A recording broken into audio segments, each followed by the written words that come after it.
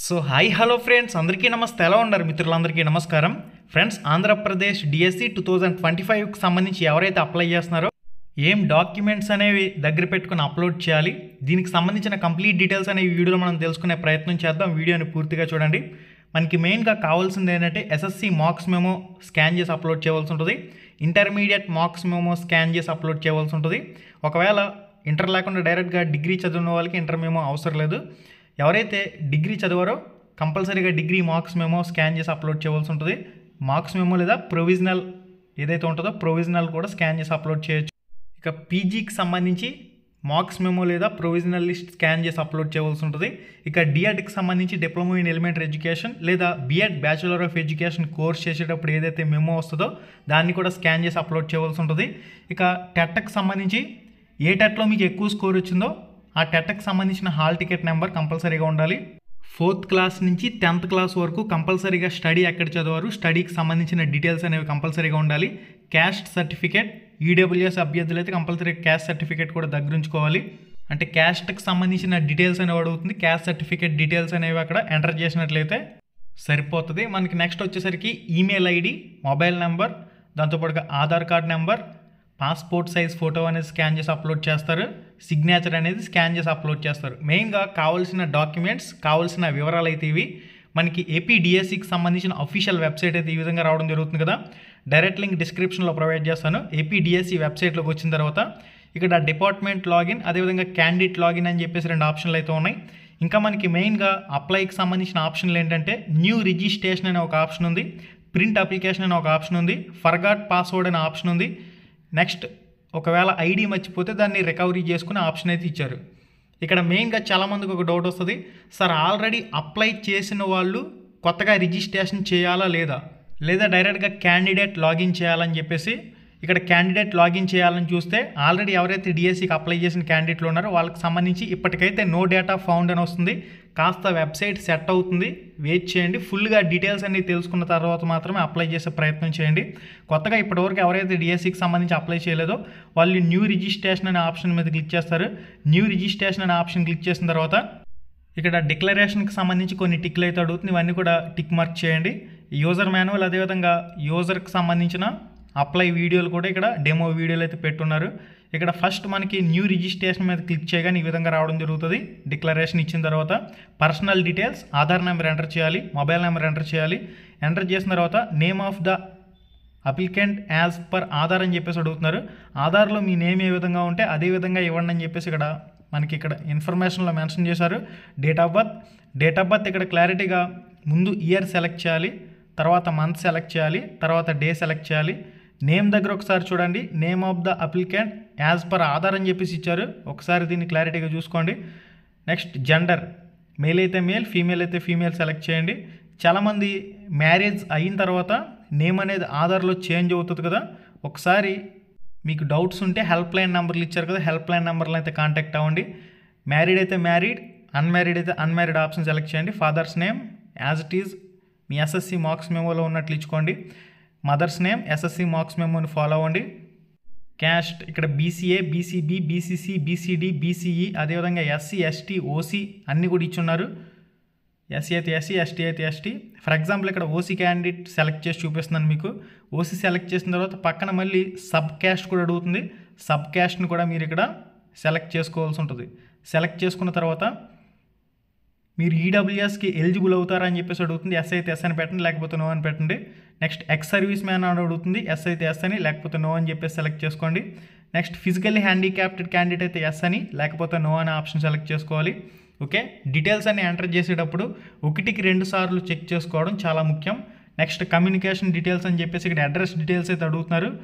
Do you belongs to Andhra Pradesh state, మీరు ఆంధ్రప్రదేశ్కి చెందిన వాళ్ళ అని చెప్పేసి అడుగుతుంది. ఎస్ అనే ఆప్షన్ ఇవ్వాలి. Do you belongs to Andhra Pradesh state, yes అని ఇవ్వాలి. తెలంగాణ వాళ్ళు ఎవరైనా, పక్క రాష్ట్రాల వాళ్ళు ఎవరైనా అప్లై చేస్తే వాళ్ళు నో అనే ఆప్షన్ ఇచ్చుకుంటారు. నెక్స్ట్ డిస్ట్రిక్ట్ ఇక్కడ సెలెక్ట్ చేసుకుని మొత్తం 13 జిల్లాలు చూపిస్తుంది. ఏ జిల్లా అయితే జిల్లా సెలెక్ట్ చేసుకోండి. తర్వాత మండల్ ఇక్కడ సెలెక్ట్ చేసుకోండి. విలేజ్ ఇక్కడ ఆటోమేటిక్గా చూపిస్తుంది. మీ విలేజ్ ఇక్కడ సెలెక్ట్ చేసుకోండి. పిన్ కోడ్ ఇవ్వండి, డోర్ నెంబర్ ఇవ్వండి, ఈమెయిల్ ఐడి ఇక్కడ ఎంటర్ చేసుకోండి. ల్యాండ్ మార్క్, మీ ల్యాండ్ మార్క్ ఉంటుంది కదా, రామాలయం, స్ట్రీటో ఏదో ఒక నగరం అని చెప్పేసి ఏదో ఉంటుంది కదా, అక్కడ ల్యాండ్ మార్క్ అయితే ఇచ్చుకోండి. ఇచ్చుకున్న తర్వాత ఇక్కడ ఒక డిక్లరేషన్, ఒక టిక్ మార్క్ అయితే అడుగుతుంది. ఈ టిక్ మార్క్ ఇచ్చిన తర్వాత డీటెయిల్స్ అన్ని 1-2 సార్లు చెక్ చేసుకున్న తర్వాత గెట్ ఓటీపీ అనే ఆప్షన్ క్లిక్ చేసుకున్నట్లయితే నెక్స్ట్ ప్రాసెస్కి అయితే వెళ్తుంది. ఫ్రెండ్స్, ఇక్కడ మనం యూజర్ మాన్యువల్ ఒకసారి చెక్ చేద్దాం. యూజర్ మాన్యువల్లో ఏమి ఇచ్చారంటే క్లారిటీగా క్యాండిడేట్ లాగిన్ మీద క్లిక్ చేసిన తర్వాత ఆటోమేటిక్గా డిక్లరేషన్ టిక్లు అయితే అడుగుతుంది కదా. డిక్లరేషన్ ఇచ్చిన తర్వాత న్యూ రిజిస్ట్రేషన్ చేసుకోవాల్సి ఉంటుంది. ఇక్కడ చూడండి, ఇంకొక పాయింట్ మెన్షన్ చేశాడు, previous applied enter candidate user name and password access account అని చెప్పేసి అంటున్నాడు. అంటే ఇది వరకు ఎవరైతే డిఎస్సికి సంబంధించి అప్లై చేశారో వాళ్ళు డైరెక్ట్గా క్యాండిడేట్ లాగిన్ చేయాలని చెప్పేసి ఇక్కడ ఇస్తున్నాడు. అయితే ఇప్పటికైతే ఆప్షన్ అనేది వర్క్ అవ్వడం లేదు, నో డేటా ఫౌండ్ అని చెప్పేసి చూపిస్తుంది. కాస్త వెయిట్ చేయండి, దీన్ని కొద్దిగా సెర్చ్ చేసే అవకాశం అయితే ఉంటుంది. యూజర్ నేమ్ అదేవిధంగా పాస్వర్డ్లు కానీ మర్చిపోయినట్లయితే ఫర్గాట్ ఆప్షన్లు అయితే ఉన్నాయి కాబట్టి ఫర్గాట్ ఆప్షన్ క్లిక్ చేసుకుని Aadhaar number, mobile number enter చేసుకుని ఆప్షన్ల ద్వారా మీరు రికవరీ చేసుకునే అవకాశం అయితే ఉంటుంది, నో ప్రాబ్లం. ఇక మనకి నెక్స్ట్ ఇక్కడ ఓటీపీ ఎంటర్ చేసిన తర్వాత కొత్తగా అప్లై చేసే క్యాండిడేట్లు రిజిస్ట్రేషన్ ప్రాసెస్ అనేది ఇక్కడతో కంప్లీట్ అవుతుంది. రిజిస్ట్రేషన్ అయిన తర్వాత మీరు ఆటోమేటిక్గా వెబ్సైట్లోకి ఏ విధంగా లాగిన్ అవుతారు, మనకి గతంలో టెట్కి ఏ విధంగా వెబ్సైట్లోకి లాగిన్ అయ్యేదో అదేవిధంగా డిఎస్సి వెబ్సైట్లోకి లాగిన్ అవుతుంది. ఆటోమేటిక్గా డిఫాల్ట్గా కొన్ని డీటెయిల్స్ అనేవి ఇక్కడ వస్తాయి. ఈ డీటెయిల్స్ అనేవి మీరు ఎడిట్ చేసుకోవాలంటే ఇక్కడ నుంచి ఎడిట్ అనే ఆప్షన్ క్లిక్ చేసుకుని ఏదైనా డీటెయిల్స్ రాంగ్ ఉంటే ఎడిట్ చేసుకోవచ్చు. నెక్స్ట్ మనకి ఇక్కడ మీరు స్టడీకి సంబంధించిన డీటెయిల్స్ అనేవి ఇవ్వాల్సి ఉంటుంది.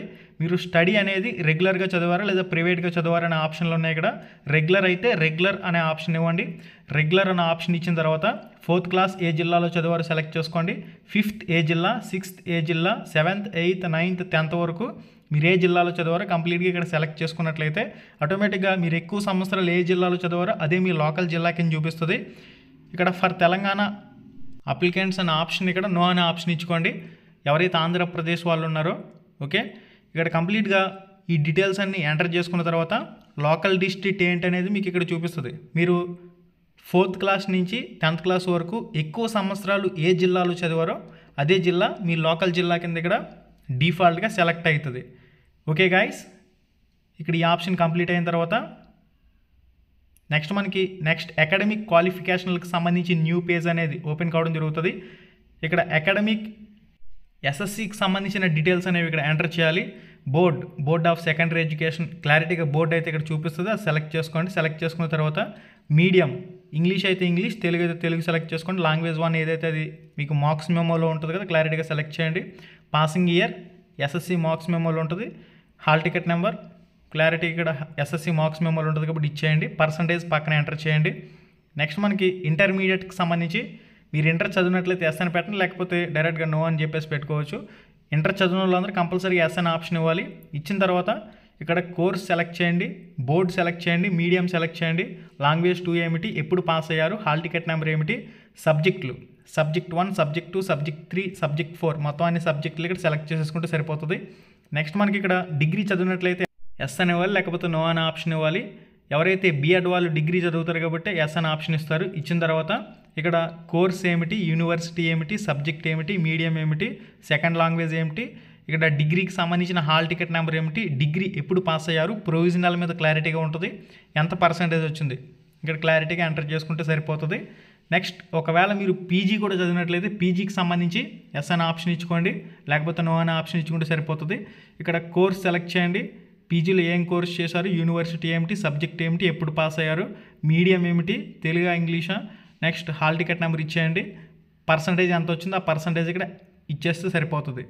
100%కి ఎంత పర్సంటేజ్ వచ్చిందనేది ఇక్కడ సెలెక్ట్ చేసుకుంటే సరిపోతుంది, ఎంటర్ చేసుకుంటే సరిపోతుంది.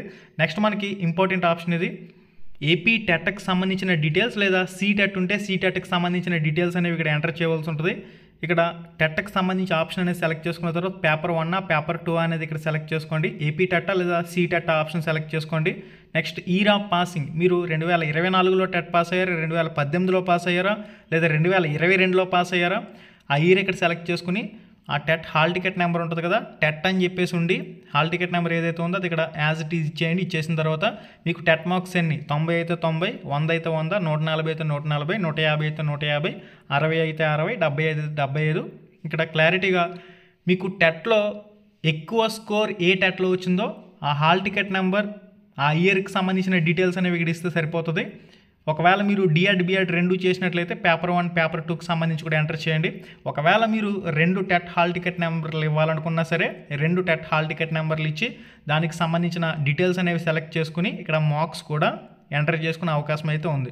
నెక్స్ట్ మీరు డిఎడ్డా బిఎడ్డా దానికి సంబంధించిన ప్రొఫెషనల్ కోర్స్కి సంబంధించి కూడా డీటెయిల్స్ అనేవి ఇవ్వాలి. డిఎడ్డా బిఎడ్డా సెలెక్ట్ చేయండి, యూనివర్సిటీ సెలెక్ట్ చేయండి, మీడియం సెలెక్ట్ చేయండి, మెథడాలజీలు first methodology second methodology select చేసుకోండి. ఇయర్ ఆఫ్ పాసింగ్ ఎప్పుడు పాస్ అయ్యారు సెలెక్ట్ చేయండి. మొత్తంగా పర్సంటేజ్ ఎంత అని సెలెక్ట్ చేసుకున్న తర్వాత అన్ని డీటెయిల్స్ కూడా 1-2 సార్లు చెక్ చేసుకుని సేవ్ అండ్ కంటిన్యూ అనే ఆప్షన్ ఉంది. ఇక్కడ సేవ్ అండ్ కంటిన్యూ అనే ఆప్షన్ మీద క్లిక్ చేసినట్లయితే మీరు నెక్స్ట్ ప్రాసెస్కి అయితే వెళ్తారు. నెక్స్ట్ ప్రాసెస్లో ఏంటంటే ఆల్రెడీ మీరు డీటెయిల్స్ అన్నీ ఇస్తారు కదా, ఆ డీటెయిల్స్ అన్నీ ఇక్కడ డిక్లరేషన్ టిక్ మార్క్స్ అనేవి ఇవ్వాల్సి ఉంటుంది. చెక్ బాక్స్లు క్లిక్ చేయాలి. ఓకే, ఇక్కడ సింపుల్గా టిక్ చేస్తే అవన్నీ కూడా డీటెయిల్స్ అన్నీ కరెక్ట్గా ఇచ్చారో లేదో చెక్ చేసుకుని టిక్ మార్క్స్ ఇచ్చుకుంటూ వచ్చేయండి. అన్నీ కూడా టిక్ మార్క్స్ ఇచ్చుకున్న తర్వాత కంటిన్యూ అండ్ సేవ్ అనే ఆప్షన్ ఉంది.